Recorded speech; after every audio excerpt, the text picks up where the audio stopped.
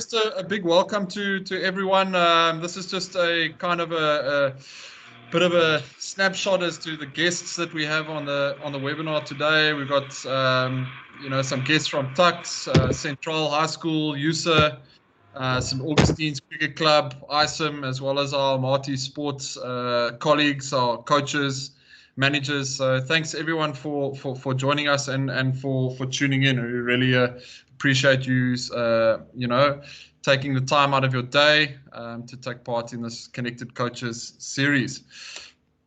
Okay, Sean, I thought that we could perhaps start and you could give us a little bit of a background as to your coaching journey. I'm lucky that I've got to spend quite a lot of time with you since I think it was about 2009. We've worked together pretty much almost since then.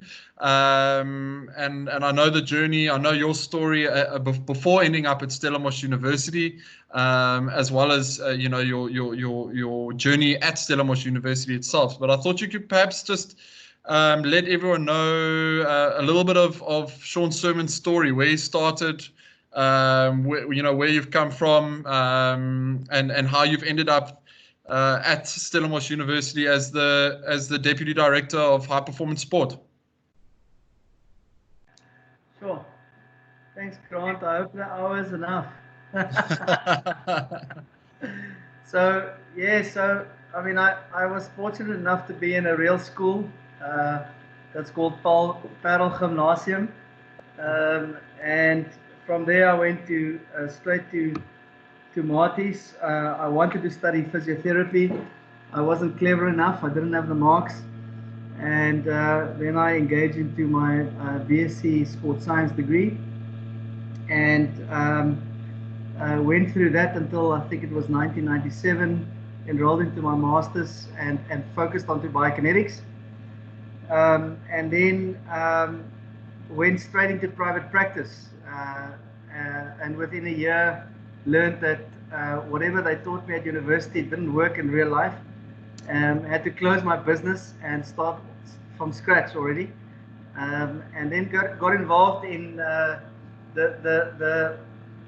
they used to call it Health and Racket. I don't know if anybody on this call remembers the Health and Racket Club business, but from closing my first practice within a year, I went to work at Health and Racket in Constantia in Cape Town, and started a concept there where we launched a business of biokinetics and personal training supplied by the business itself, and we launched that concept over 84 clubs in that over the next 2 years, and then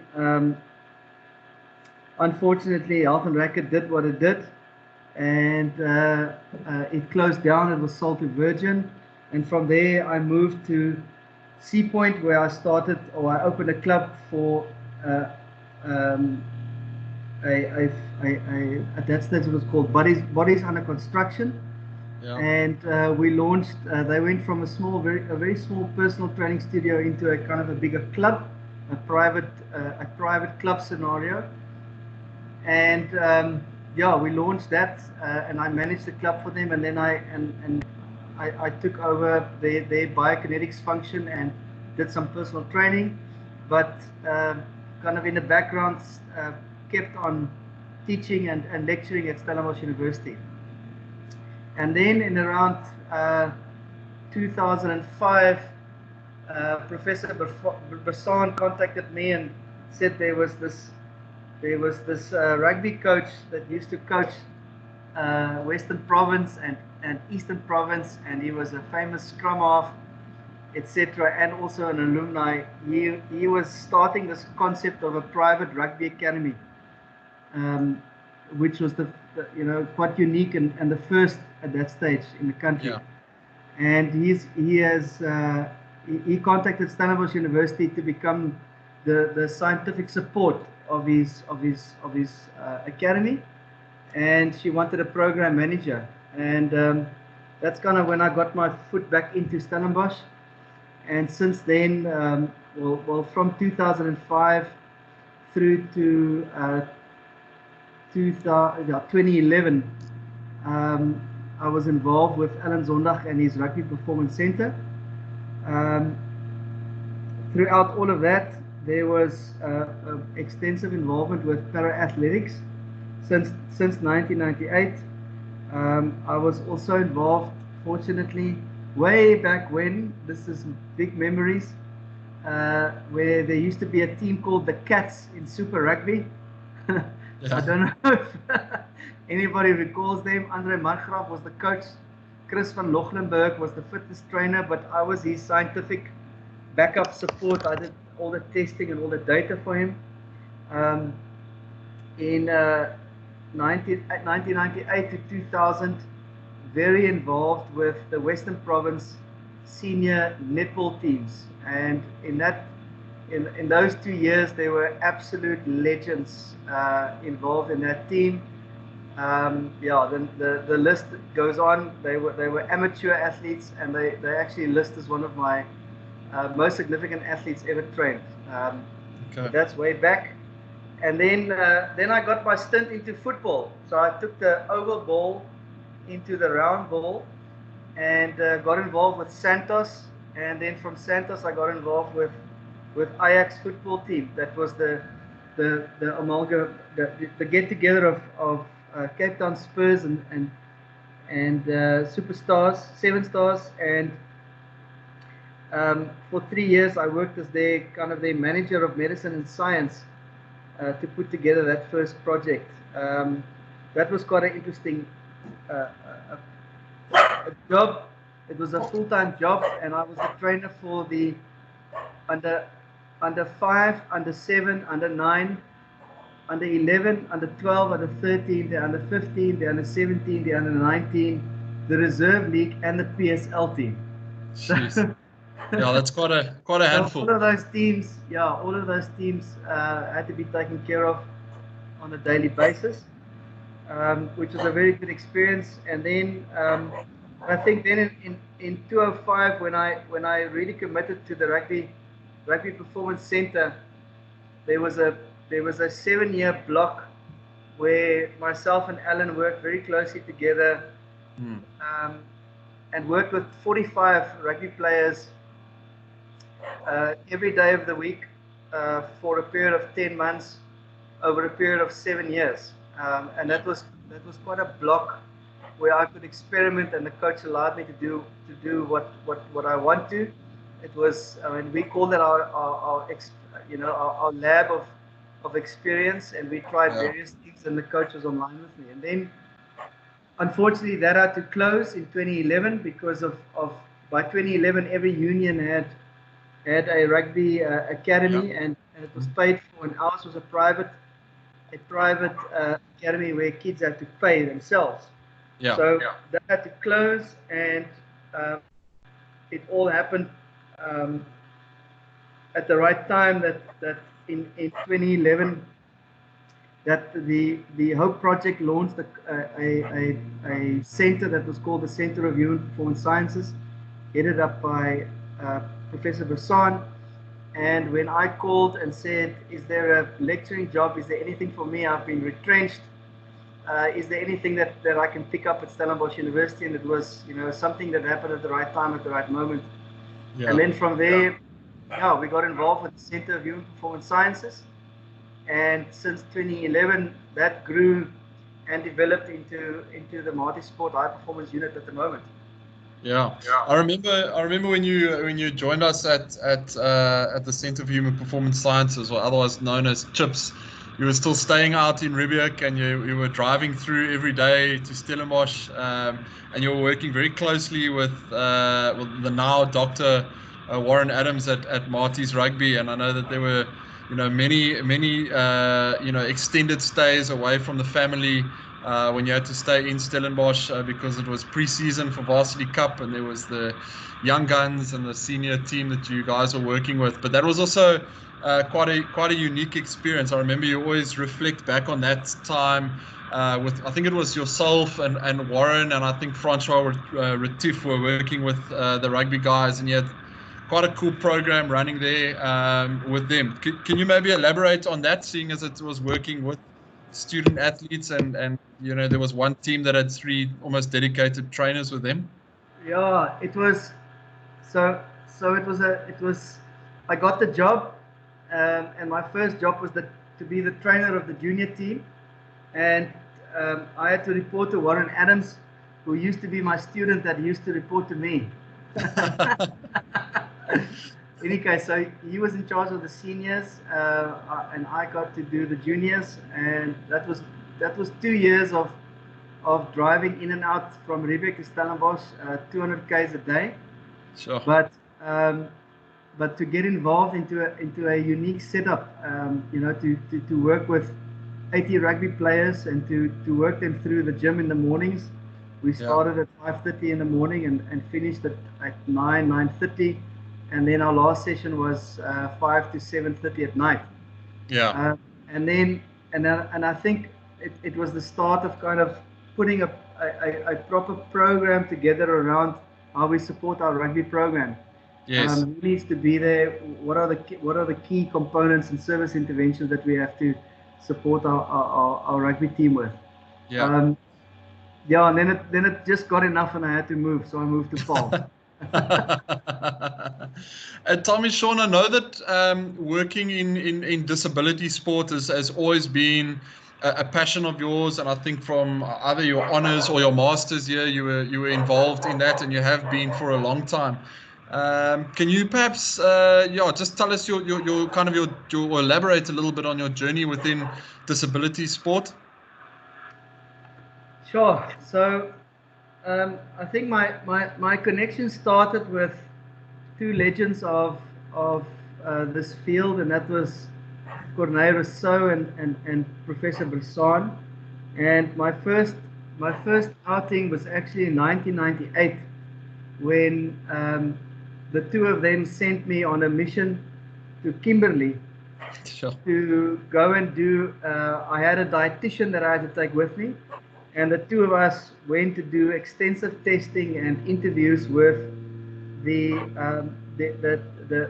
identified or talent identified athletes of the Paralympic team going ahead into from 98 onwards. And at that stage, Stellenbosch was really one of the core centers of Paralympic sport in the country. And so that was the first link, and I think from there onwards I just stayed in contact. I was blessed to work with a couple of swimmers, and when in 2001 and in 2003 we were at the All Africa Games, so there was involvement there, and then I think it was just post London, where I think it was Arno and Ilse, and there was quite a big crowd where the university's original support structure wasn't there anymore, and it was just post when we arrived at Chips, and we picked up, I think it was just post 2012. And that's when we picked up to support the group of especially the track athletes. And then from there onwards, I've just carried the link, and it's always been close to my heart to support athletes with different abilities. I have one in my house, so there's a close connection to all of that. Yeah, and you've worked. You've walked quite an incredible journey with the 2 athletes there holding the trophies in that picture on the screen, Anne-Renee and Charles. What is it like working with? Firstly, I mean, they were students when you first started working with them, and they're now kind of moving on a bit, but are still involved with sport. But working with them, special kind of athletes. What's your experience working with those type of elite student athletes? Yeah, I think the biggest lesson, or the journey for me with especially these 2, when I started working with them, my biggest challenge in any training session was to keep them quiet and to stop talking and to stop joking and to, so they were, they were in the real like learn to train phase. Yeah. Back in 2012. And just to note that both of them are actually 800-meter athletes that we converted into sprinters over the last however many years. Yeah. And then from year to year to see to work with them and to see the progress of how they matured and how they took over ownership of their program. And today the training session is me giving them little specific instructions, they taking control of their movements and their executions and so forth. So it's been a real what they say about the phases is real. It takes a lot of time. It's been 8 years that I've been working with them, but it does take time. But it's been an exceptional experience to see how the two of them have developed. It takes a lot of time. It takes dedication from both all the coaching staff, management staff, and obviously the dedication of the two athletes. Yeah, and I think in that journey with Anne-Renee and Charles, you also got to work very closely with their coach, Dr. Suzanne Ferreira, who's also an exceptional coach. In her own right. How's it been working with Suzanne as a coach? Learnings that you've taken from working with her? Yeah, so we also walk a long path. Suzanne was an intern in the biokinetics lab when I was a biokineticist. So we've been involved since the late 90s. We've known each other since then, being involved with her has challenged me, has challenged the athletes. We've challenged each other. Yeah. She's definitely one of the best coaches that I've ever worked before in terms of my individual sport codes. Yeah. And the combination, I think if I can link, two significant figures in my career is definitely Alan and Suzanne. And, the common denominator of both of them is that both of them studied sports science. Yeah. And if you have a coach that's got that kind of understanding and background, it really does give a good platform of communication and camaraderie. Yeah, correct. Yeah, no, that's awesome. That's awesome. I'm gonna just because of time, I'd love to chat more about this because I think your journey is. There's a lot for us, young coaches that could learn from you. For coaches involved, with sport, but also coaches that are in the strength and conditioning and performance science realm. So I'd love to chat more on this particular topic, but I'd like to get more into the meat of your philosophy around your coaching.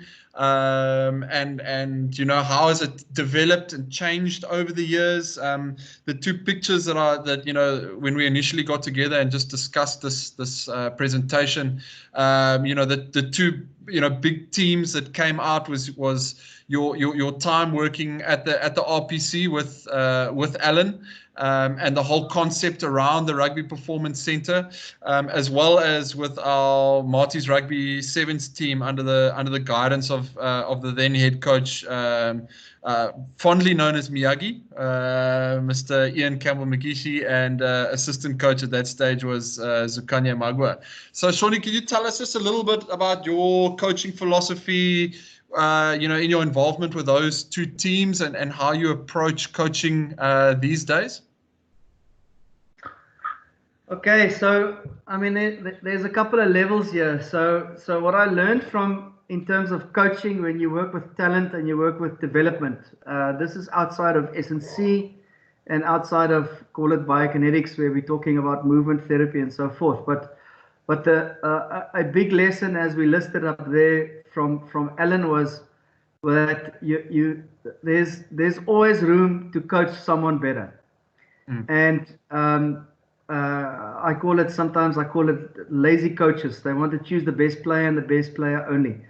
And what I learned there is that as our performance center moved on, unions started establishing their own academies, and they obviously sourced the best players possible because they could pay the best money.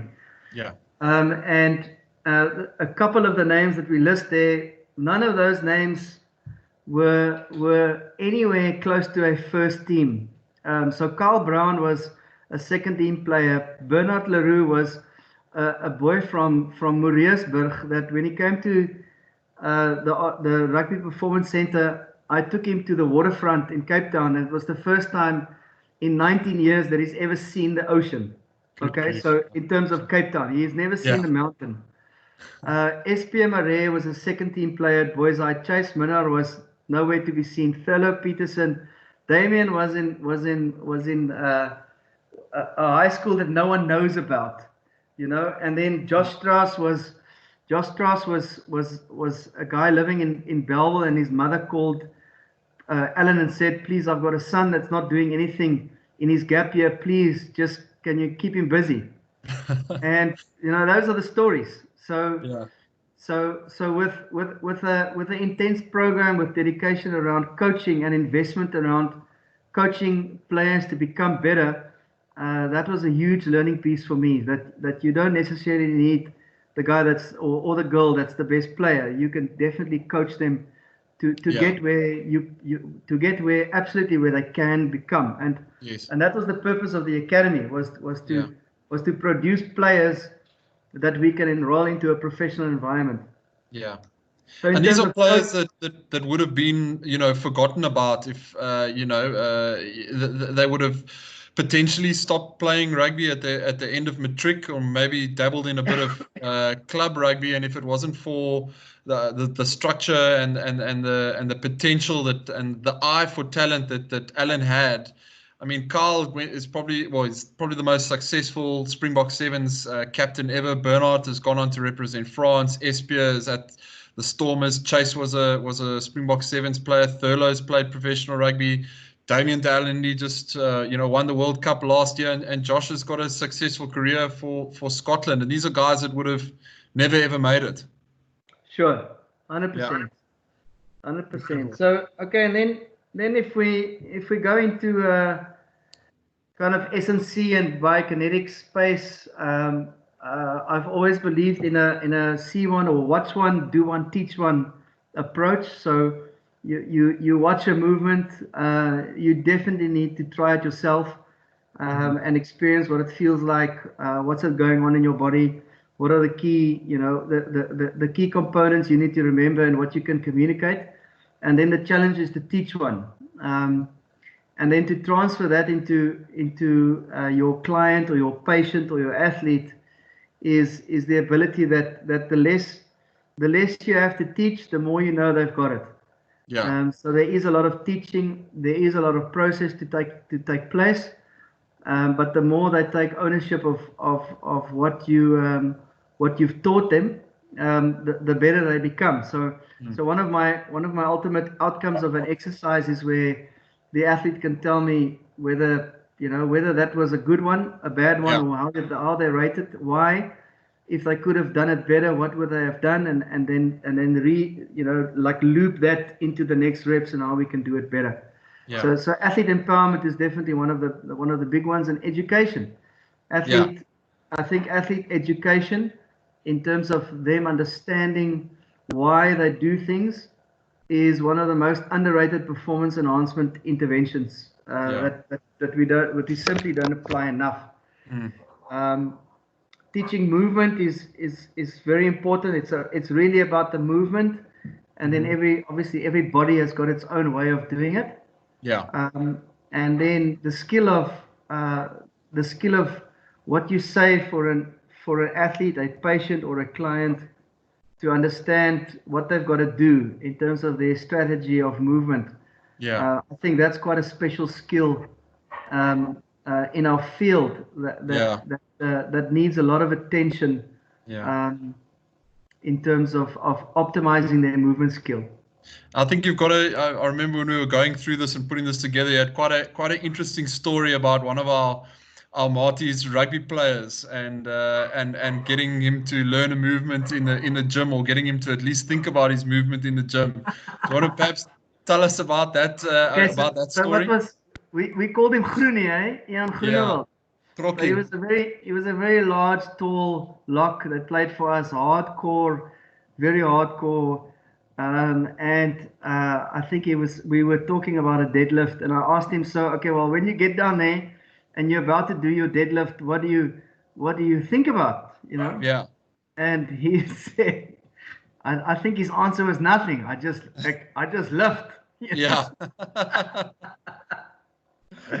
So there was no strategy. There was no, Yeah. and the conversation was around, okay, well, what do you do first? What do I need to do here, there, my shoulders, and so forth. So Correct. that it was in and around that, that strategy that you've got to build within to execute movement as best as possible. Yeah.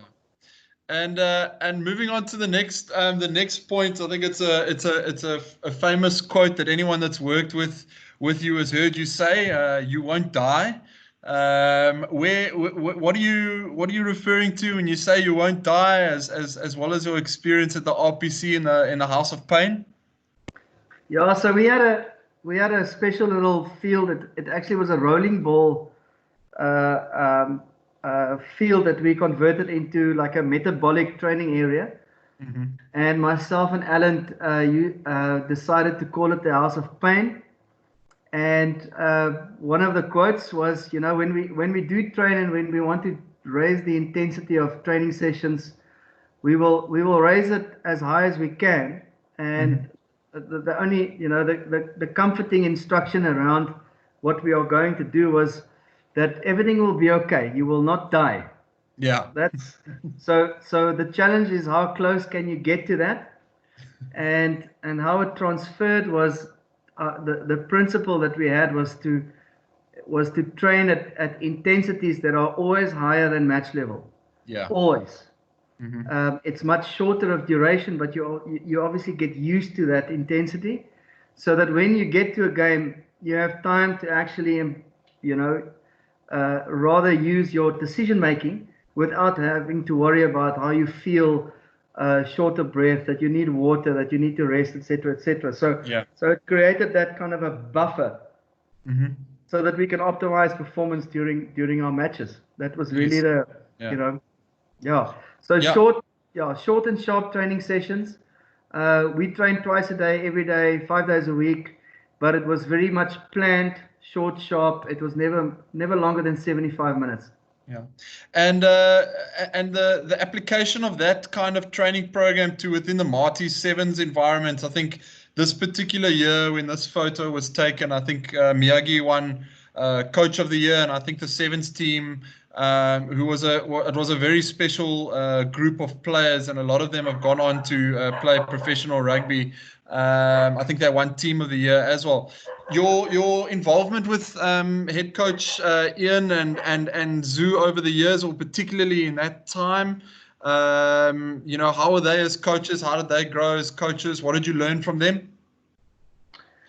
Yeah, I think Miyagi, as the maverick that he is, he's also a magician, and Yeah, what really connected me with Miyagi was his sense of attack and creating magic on the field. It wasn't yeah, it wasn't related to much structure, but it was commitment to a system. There yeah, was a system that we coached, and the system was there was structure according to that, but it was based around always the opportunity, always attack no matter what, mm-hmm. which was which I've learned from Alan from my days. We played many games where we said no one's allowed to kick. You must run from your goal line because no one expects you to. Yeah, So it was really his sense of attack and his he was a genius in terms of putting that together into his team. And then uh, Zoo is close to my heart. Zoo has also walked a long path. yeah, He was a player. He became a coach, and believe it or not, he's now in our HP unit. So, and the two of them just work so closely together. It was a perfect match, and this was also very much at the start of when Varsity Sport launched into Varsity 7. So it was very yes, new. I think at that stage, Andre Smith was playing for us. yeah, He was one of the players. Um, so it was a very new sport, and it was a new kind of a thrust of Marty's rugby. mm-hmm. Um, So a very exciting phase, and we had good success with players that weren't that they weren't high flying players, Yeah. but they had a system, and the players got the system. They committed to the training program, the conditioning program, the coaching program, and yeah, we had a good year. Yeah, that was good. I've got good memories of those early sevens days. Many great tournaments out at Camps Bay when the sevens was held there, and as well as watching the guys win I think it was the first sevens title in the rain in Margate. Yeah, It was quite a sight that's to it. see. We're gonna move on to the next kind of theme, Sean, and that's just working with student athletes, and obviously you worked you mentioned that you worked for 7 years with Alan at the Rugby Performance Centre, and those were guys that were 18, 19 years old. So it was almost a seamless transition for you to move into the Stellenbosch University environment and the Marty sport environment, because you're able to then, work with a similar age group, athlete. So what for you is what's special about like working with student athletes, in the Stellenbosch environment, and what have you learned from that? So yeah, I must say, my experience working in the academy definitely assisted, in terms of the age group, in terms of where 18, 19, 20, and 21-year-olds are within their development as human beings. So coming back to university, it was. Um, what we and we've spoken about this so many times. What we're trying to do is we're actually putting together a professional structure into an amateur environment. Yeah.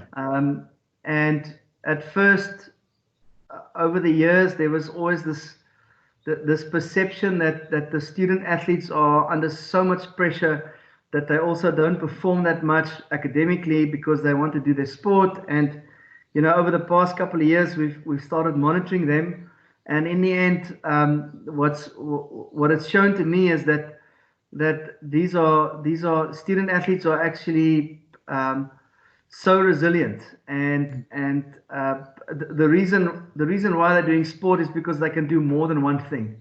Yeah. And our academic results prove the same, that we have the same results as the normal academic student.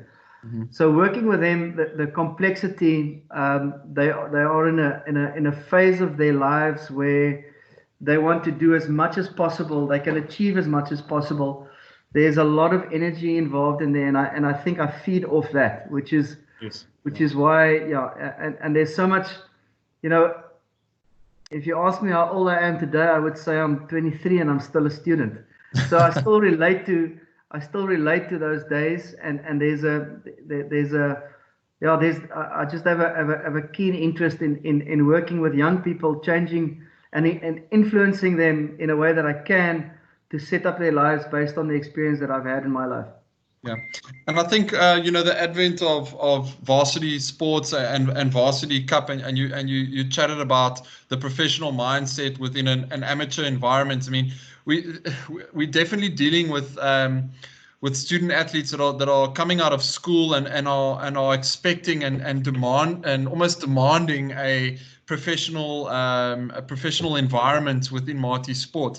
How has like the HP unit within Marty Sport contributed to the performance, or the tailoring of these student athletes to hopefully become professional student athletes that have graduated with a degree? Yeah, we've come a long way. I'm just over the last, since 2011, 2012, it's been an 8-year process, and I think the connection of having a group of S&C specialists having to be a link very much between athlete and coach, to organize that kind of communication and commitment to the bigger picture, that it's not just around the coach, but it's an integrated program that we have. And I think the unit with its people, have become very important catalysts in terms of initiating those conversations and to connect coaches with their various athletes, but to be also to become a contributor to that process to optimize their performance.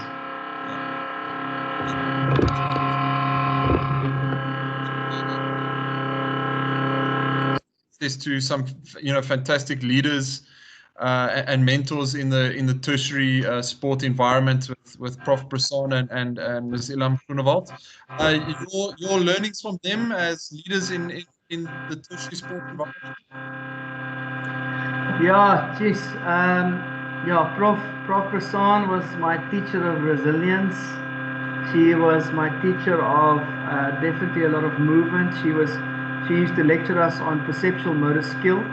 So the whole process of how a person learns movement and how you can teach movement.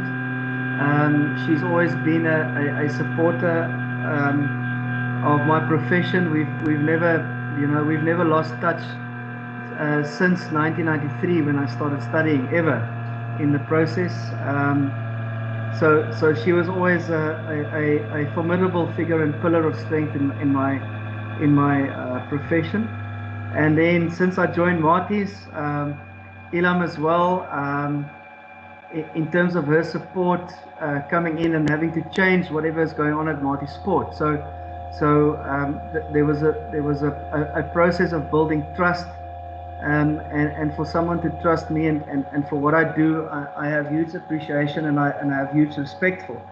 And obviously for the roles that Ilham has played in various positions in national sport in this country. It's an absolute pleasure to be involved and work in an environment under her leadership. Yeah. One of the things, Sean, that I've picked up and my mindset has changed a little bit over the last few years is about really trying to capture the moments that we have and the time that we have at such a special place that is Stellenbosch University. And one of the things I always find myself saying to the student athletes that I work with is, remember these moments and capture these, special memories. Take photos after games. Remember these times because they are a very special time. Can you just repeat that? I just lost you there. Oh, sorry. I just said along the lines of that, being a student athlete is such a special time for a young person, and there's so many opportunities to create special memories, and it's something that I always communicate to the student athletes that I work with is take pictures, remember the moments, because it's a very special time. The picture on the left, what's going on here, and how is that a special memory for you?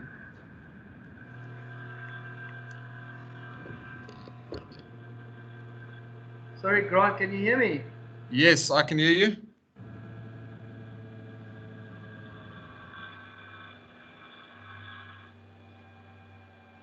Shawnee?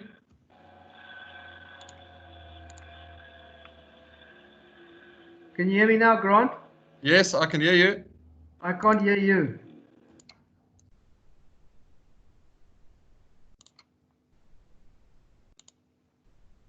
I can hear you, Sean. Can you hear me yet? There we go. Can you hear me? Yeah, I can hear you. Can you hear me? Your sound is lost. Is there anybody else that can hear me?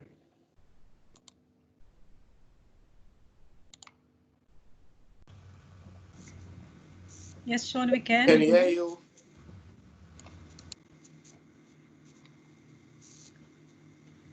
Okay, Grant, I can't hear you for some reason.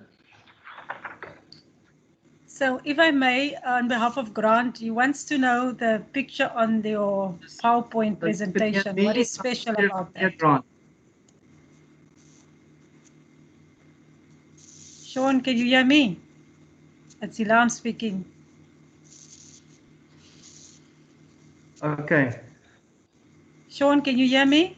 It's Ilham here. Pause here. Grant, should I log off and then log back on again? Yes, I think you should do that.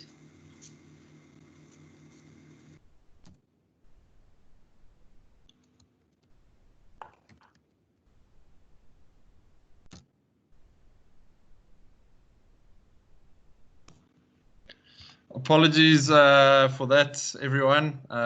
Technical difficulties. There we go. Got you. Okay. Fantastic. You're back. Sorry, people. No worries. Sean, I'm just going to share the screen again. Thanks for joining us again. What I was basically asking, just to finish off that, sorry, that's the wrong slide. We're not Mr. Bailey. Is basically about this picture on the right-hand side, or sorry, on the left-hand side of the screen, and creating special memories during this time for a student athlete. It's a very special time. One of the things that I always say to all the athletes that I work with is take photos, because you're going to want to look back at these times, 15, 20 years down the line when you have a reunion or a Stellenbosch alumni event, and you return back to the campus and you want to share some stories. This photo for you, why is this special? I thought it was such a great pic. Yeah, so I mean, the bigger picture here is around, it's about people first. It's around connections, friendships.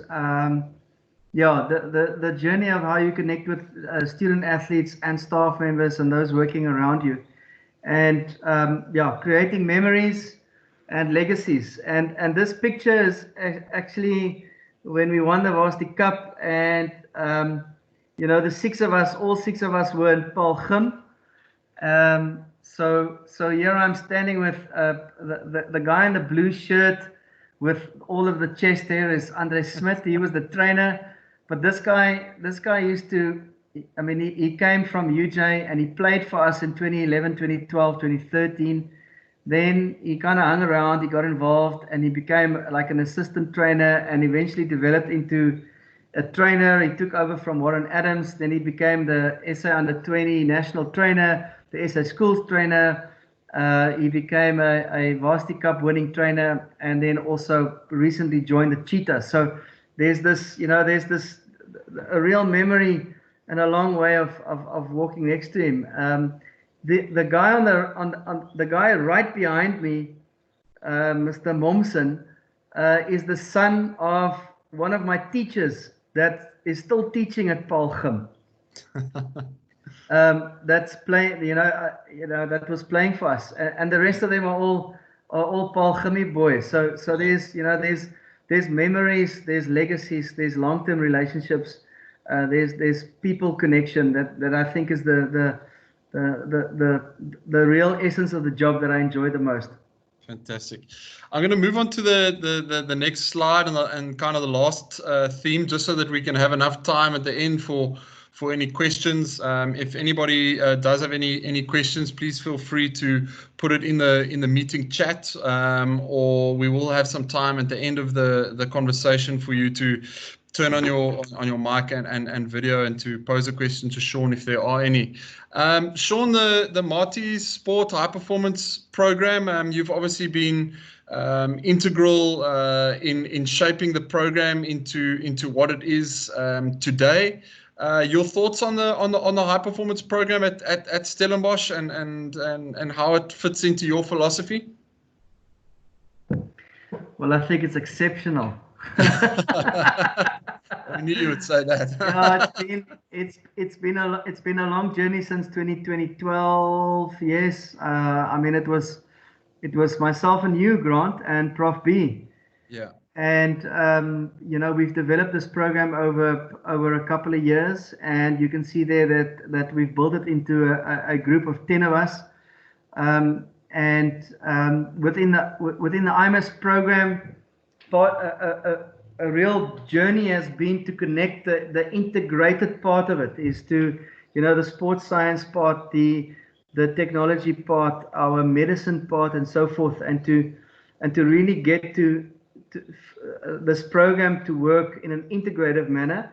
And I mean, the note on your slide, there is scope of practice. We had to sort out a lot of scope of practice stuff where, where, I mean, our principle is to those that deliver a service needs to be the specialist, and they deliver that service. And that's how we align our interventions, that there's not someone, that can say they can do 7 things where they qualify to do 1 thing. So I think scope of practice was one of our first processes that we had to get through, and then to align that into those that do things well, that's what you're going to do. Performance enhancement was kind of a change of definition. We used to call it just strength and conditioning, but I think in our environment in tertiary sport, the type of strength and conditioning coach we employ nowadays is a person with vast skills. It's a combination of S&C and sports science, because we simply don't have the resources to have specific scientists and S&C coaches. So we actually have to do a dual job. And as we analyzed in our environment what can service as a performance enhancement intervention, something like just access to the gym is a simple method of enhancing performance. And then obviously integrating our technology, education, and so forth. So it's been quite a journey in terms of identifying and really understanding what performance enhancement is, instead of just call it strength and conditioning. So I think that's what got us to that overarching terminology instead of using S&C. Performance psychology was a subject we had at varsity. It was called exercise psychology and sports psychology. I think we had 2 modules. And when I got to Stellenbosch in 2012, there was no team with any of this type of intervention. And I think this was one of the key interventions that we've established very well into all our teams and to all our individual athletes over the last 8 years. And I think it's another one of those underrated interventions across all codes. And I think I've spoken to the holistic support, the PACER program, also one of the, I mean, this was originally one of Ilham and Professor Brassan's ideas in terms of how we can support our student athletes holistically, from an academic point of view, lifestyle point of view, sport, and so forth.